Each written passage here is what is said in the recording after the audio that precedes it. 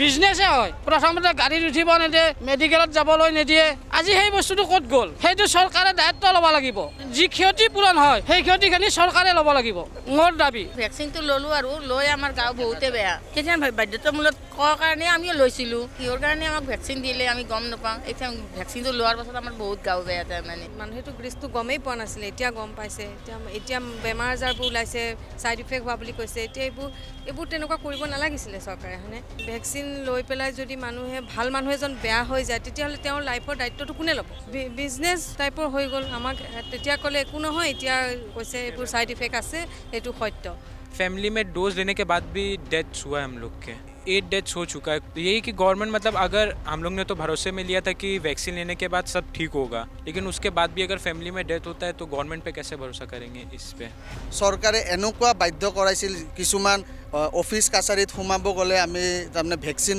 নোলোৱাকৈ সোমাবই দিয়া নাছিলে সেইটো সময়ত এনেকুৱা পৰিস্থিতি ক্ৰিয়েট কৰিছিলে এতিয়া বৰ্তমান যিটো চৰকাৰে আকৌ পিছুৱাই গ'ল যে আমিতো বাধ্যতামূলক বুলি কোৱা নাই এইটো তেতিয়াৰ সময়ত ক'ব লাগিছিলে তেতিয়া বহুতে কিন্তু ল'ব ইচ্ছা কৰাও নাছিল সচেতন নাগৰিকে যে মই নলওঁ কিন্তু চৰকাৰৰ প্ৰেছাৰত ল'ব লগা হৈছিলে সেই ইয়াৰ পৰা আমি বুজিব পাৰোঁ যে চৰকাৰৰ একো পৰিকল্পনা নাই আমাক হাৰাশাস্তি দি আছে সুপ্ৰিম কোৰ্টেও কৈ দিছে এইটো কথা কাকো বাধ্য কৰাব নোৱাৰে চৰকাৰে কিন্তু তেতিয়াৰ সময়ত চৰকাৰে কিন্তু বাধ্য কৰাইছিল এইসকল নাগৰিকৰ পৰা মই জানিব চেষ্টা কৰিম দাদা আপোনালোকে ভেকচিন লৈছিলেনে হয় ভেকচিন লৈছিলোঁ কোভিচিল্ড লৈছিলোঁ তাৰপিছত বৰ্তমান যিটো আমি নিউজ পাইছোঁ মানে চৰকাৰৰ ফালৰ পৰা যে RTIৰ প্ৰতিবেদন মতে এতিয়া কোভিচিল্ডৰ যিটো পাৰ্শ্বক্ৰিয়তা আছে সেইটো চৰকাৰে স্বীকাৰ কৰিছে তো সেইমতে আমিতো ভেকচিন ল'লোঁ এতিয়া সেইটোৰ দায়িত্ব কোনে ল'ব এইটোৰ ফালৰ পৰা আমি গম পাওঁ যে চৰকাৰৰ পৰিকল্পনাৰ অভাৱ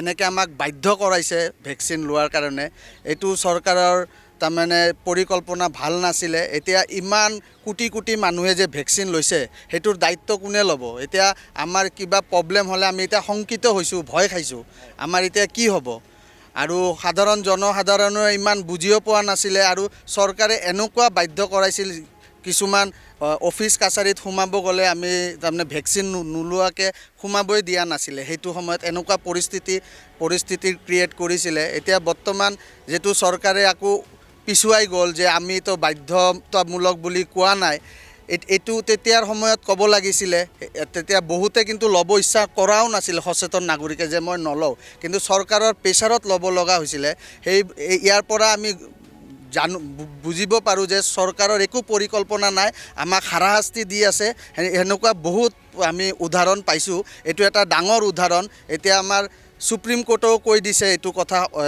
সন্দৰ্ভত যে কাকো বাধ্য কৰাব নোৱাৰে চৰকাৰে কিন্তু তেতিয়াৰ সময়ত চৰকাৰে কিন্তু বাধ্য কৰাইছিল লগতে আমাৰ অসম চৰকাৰেও এই ভেকচিন লোৱাৰ কাৰণে বাধ্যতামূলকভাৱে তাৰমানে হেৰি কৰিছিল যে ল'বই লাগিব ভেকচিন বহুত নাগৰিকে কিন্তু এতিয়া তেওঁলোকে বুকুৰ বিষ অনুভৱ কৰে হাৰ্ট এটেকৰ প্ৰব্লেম আহিছে উশাহ চুটি হৈ যোৱাৰ কিছুমান সমস্যা দেখা দিছে কি ভাবে এইবোৰ ভেকচিনৰ কাৰণে হৈছে বাঢ়িছে নেকি বাৰু ডেফিনেটলি হয় বহুতো কিছুমান ছাইড ইফেক্ট এতিয়া ভেকচিনৰ কাৰণে আমি পৰিলক্ষিত কৰিছোঁ নিউজ পাতিতে আহিয়ে আছে সৰু কিছুমানৰ কিবা প্ৰব্লেম হৈছে আৰু ভেকচিন লোৱাৰ পিছতো আপুনি লোৱাৰ পিছতে আপোনাৰ জ্বৰ হৈছিলে বহুতৰে সেইবোৰ এতিয়া লাহে লাহে বহুতে গম নাপায় ন এইটো কিহৰ কাৰণে হৈ আছে সেনেকুৱা ময়ো কিছুমান প্ৰব্লেম পাইছোঁ এতিয়াও সেইবোৰ প্ৰব্লেম আছে কি প্ৰব্লেম মূৰৰ বিষ হৈ থাকে এইটো কিবা অস্বাভাৱিক মূৰৰ বিষ গাৰ বিষ সেইবোৰ কথা এতিয়া আমি কেনেকৈ গম পাম এইটো ভেকচিনৰ কাৰণে হ'ব পাৰে এতিয়া সেনেকৈ এইবোৰৰ দায়িত্ব কোনে ল'ব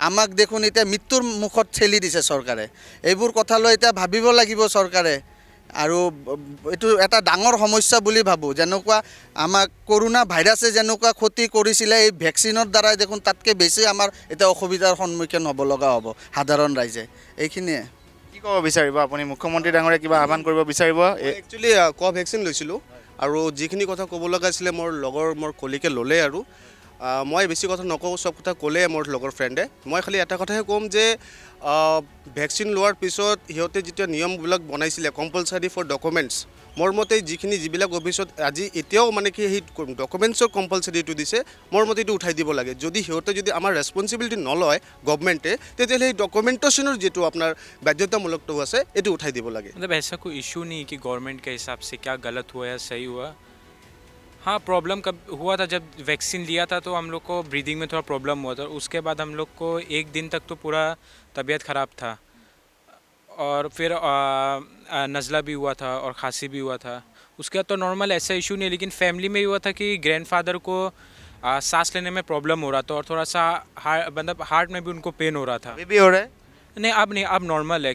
अब तो मतलब 3 डोज ले लिया है तो अभी ऐसा इशू नहीं है, लेकिन फैमिली में डोज लेने के बाद भी डेथ्स हुआ है हम लोग के। डेथ्स हुआ यानी कि कम से कम 8 डेथ्स हो चुका है के वजह से फैमिली में हम लोग का। तो यही कि गवर्नमेंट मतलब अगर हम लोग ने तो भरोसे में लिया था कि वैक्सीन लेने के बाद सब ठीक होगा, लेकिन उसके बाद भी अगर फैमिली में डेथ होता है तो गवर्नमेंट पे कैसे भरोसा करेंगे इस पे, वो भी है। अब देखते हैं कि अभी तो बोल रहे हैं कि 4 डोज भी आ रहा है, वो भी लेते हैं, लेकिन अब जैसा गवर्नमेंट बोलिए करना तो वही पड़ेगा, और तो कोई उपाय भी नहीं। लेकिन गवर्नमेंट बोला है कि कंपलसरी नहीं था, तो अभी क्या बोलेंगे? अगर कंपलसरी नहीं था तो आप लोग का फैमिली में अभी बोल रहे हैं कि 8 डेथ्स हो चुका है, तो आप लोग शायद नहीं लेते ना? क्या करते तब, अगर पहले आपको पता रहता कि ये कंपलसरी नहीं है जैसे अभी गवर्नमेंट ने बोला है? अगर कंपलसरी नहीं होता तो हम लोग नहीं लेते, क्योंकि जब हम लोग स्टारबक्स गए थे पहली बार तो वहाँ पे हम लोग को एंट्री नहीं दिया था। कहा था कि आपको चाहिए कोरोना वायरस का certificate, and we did not had the certificate, तो we could not enter there. अब बाद में प्रॉब्लम हुई तो हम लोग हर जगह में जहाँ भी जाए, कॉलेज स्कूल में भी एग्ज़ाम देने के टाइम में बोल रहे हैं कि यू नीड सर्टिफिकेट, तो वो कंपलसरी था तो हम लोग ने ले लिया। अब अगर गवर्नमेंट कहती है दिस वाज नॉट कंपलसरी तो ये गलत है। ये गवर्नमेंट कैसे कर सकती है? It's the responsibility of the government कि ये सिटीजन्स का चेक करना कि अगर आपको नहीं था तो आपको बोलना चाहिए था। ये तो एक हिसाब से बिज़नेस हो गया कि पहले आपने बिज़नेस कर लिया, बेच लिया, उसके बाद आप कहते हो कि हमारी रेस्पॉन्सिबिलिटी नहीं है। जैसे बहुत से गवर्नमेंट होता है कि आप कहते हैं कि आप 1x बेट पे ट्रेड नहीं कर सकते, सेम वही टाइप का चीज़ हो गया कि आपने ले लिया, अब that is not our responsibility है। तो ये तो गवर्नमेंट, ये बिल्कुल गलत हुआ है।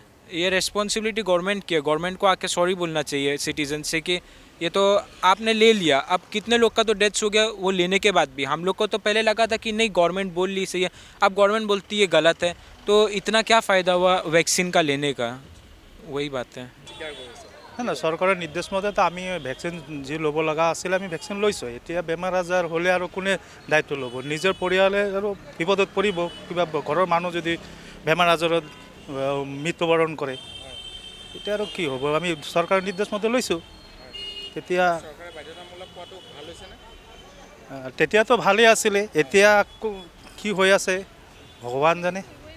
নহয় জানো মানুহৰ লগত তেনেকৈ মানুহে বহুত মানুহেতো গ্ৰীচটো গমেই পোৱা নাছিলে, এতিয়া গম পাইছে। এতিয়া বেমাৰ আজাৰবোৰ ওলাইছে, ছাইড ইফেক্ট হোৱা বুলি কৈছে। এতিয়া এইবোৰ তেনেকুৱা কৰিব নালাগিছিলে চৰকাৰে, হয়নে? কাৰণ ভেকচিন লৈ পেলাই যদি ভাল মানুহ এজন বেয়া হৈ যায় তেতিয়াহ'লে তেওঁৰ লাইফৰ দায়িত্বটো কোনে ল'ব? হয়নে? বিজনেছ টাইপৰ হৈ গ'ল। আমাক তেতিয়া ক'লে একো নহয়, এতিয়া কৈছে এইবোৰ ছাইড ইফেক্ট আছে, এইটো সত্য। এইটোতো এটা মহা মানে আমাৰ লগত খেলা হৈছে। এনেকুৱা কৰিব নালাগে। চৰকাৰক কি ক'ব বিচাৰিম? এতিয়া বস্তুটো হৈয়ে গৈছে, মানুহৰ লগত হৈ গৈছে। যোনে ভুক্তভোগী, আমিও পাইছোঁ ইয়াতে JMCত পাইছোঁ। এগৰাকী বয়সস্থ মহিলা, তেওঁ ছাইড ইফেক্টত তেনেকৈ গোটেই হাত ভৰি কাম নকৰা হৈ গৈছে। এতিয়া তেওঁ ভুগি আছে। এতিয়া তেওঁৰ দায়িত্বটো চৰকাৰে ল'ব জানো? নলয়। তেতিয়া তেনেকৈ হ'ব নালাগে, সেইটোৱে ভাবিছোঁ। আৰু ভৱিষ্যতে তেনেকুৱা হ'ব নালাগে, সেইটোৱে গুহাৰি জনাইছোঁ। আগতে আমাক ভেকচিনটো ল'ব লাগিব বুলি বাধ্যতামূলক কৰিছিলে, কিন্তু আমি ভেকচিনটো আমি প্ৰত্যেকে ল'লোঁ যদি আমি একো ছাইড এফেক্ট হোৱা নাই আমাৰ। এতিয়া যদি বাধ্যতামূলক বুলি গম নাপালেহেঁতেন তেতিয়াহ'লে আপুনি ল'লেহেঁতেন নে ভেকচিনটো? তেতিয়া নিশ্চয় নল'লোহেঁতেন। চৰকাৰে বাধ্যতামূলক বুলি কোৱাৰ কাৰণে সেই বাধ্যতামূলক বুলি কোৱা দেখি আমি ল'লোঁ। পৰা হোৱা বৰ্তমান যি মানুহৰ দুৰ্বল বেমাৰ, বিভিন্ন ধৰণৰ অসুবিধাবোৰ হৈ আছে, ইয়াৰ পৰা এতিয়া চৰকাৰে কি প্ৰতিক্ৰিয়া ল'ব? সেইটো যিসকলে সেই ভেকচিনটো উলিয়াইছিলে বা যিসকলে বাধ্যতামূলক কৰিছিলে, ৰেচন কাৰ্ড থকা বা কিবা থাকক, সেই বিষয়ত এতিয়া চৰকাৰে যি প্ৰতিক্ৰিয়া লয় সকলো নাগৰিকে তেনেকৈ প্ৰতিক্ৰিয়া বিচাৰিব লাগিব। নহ'লেতো মানুহখিনি দুৰ্বল হৈ গৈছে, শাৰীৰিকভাৱে বহুত দুৰ্বল। আৰু যিখিনি আমাৰ সাধাৰণ কৰি খোৱা মানুহ, সেইখিনি অৱস্থাটো কোনে বুজিব এতিয়া? আৰু যিসকল ডাঙৰ মহলা মানুহ, তেওঁলোকেতো ডাঙৰ মহলাই কাম কৰি আছে, তেওঁলোকৰ সুবিধাও পাইছে। য'ত নেকি আজি JMCত আমি ঘূৰি তত পোৱা নাই। ICUৰ কালিৰ পৰা ICUৰ পেচেণ্ট এটাক, আজিলৈকে আমি ICUৰ পেচেণ্ট এটাক ICUত ৰাখিব পৰা নাই। হয়তো সেইটো ভেকচিনৰ প্ৰতিক্ৰিয়া কিবা এটা হ'ব পাৰে। গতিকে এতিয়া চৰকাৰে বা কোনোবা যদি NGOই লৈছিলে এই দায়িত্বটো, তেওঁসকলে আমাক এই সাধাৰণ নাগৰিকখিনিক প্ৰতিক্ৰিয়াটো দিব লাগে। নিশ্চয় নিশ্চয় নিশ্চয় এতিয়া তেতিয়া কম্পালচৰি আৰু এতিয়া নালাগে এতিয়া নালাগে আৰু তাৰ প্ৰতিক্ৰিয়া বেমাৰ এতিয়া চৰকাৰে বা সেই বিজনেছকাৰীসকলে বুজিব বিজনেছে হয় প্ৰথমতে গাড়ীত উঠিব নিদিয়ে মেডিকেলত যাবলৈ নিদিয়ে আজি কিয় নোহোৱা হৈ গ'ল এইটো আগতে ক'ব লাগিছিল গাড়ীত উঠবা নিদিয়ে কোনো মেডিকেলত যাব নিদিয়ে আজি সেই বস্তুটো ক'ত গ'ল হয় সেইটো চৰকাৰে দায়িত্ব ল'ব লাগিব মানুহৰ স্বাস্থ্য যি ক্ষতি পূৰণ হয় সেই ক্ষতিখিনি চৰকাৰে ল'ব লাগিব মোৰ দাবী